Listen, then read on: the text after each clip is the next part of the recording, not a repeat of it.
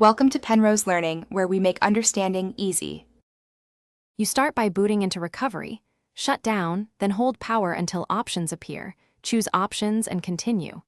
Once done, open Disk Utility immediately and set View to show all devices so you see physical disks.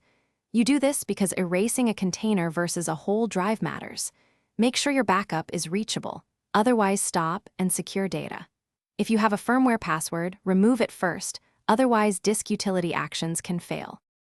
Now select the physical drive in the sidebar and click Erase. Choose a format, Apps for Big Sur and later, then set Scheme to GUID partition map, name the drive. Click Erase and wait. This can take minutes depending on size. Once completed, quit Disk Utility. You do this to ensure the firmware and recovery partitions are rebuilt correctly.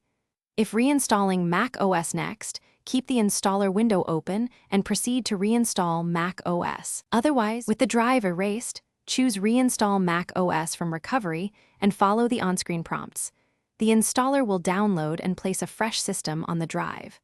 Once the Mac boots, walk through Setup Assistant and restore data from Time Machine or use Migration Assistant.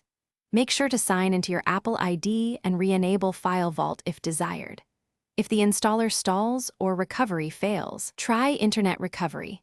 Option Command-R or boot into safe mode. Those fixes often resolve network or firmware hangups.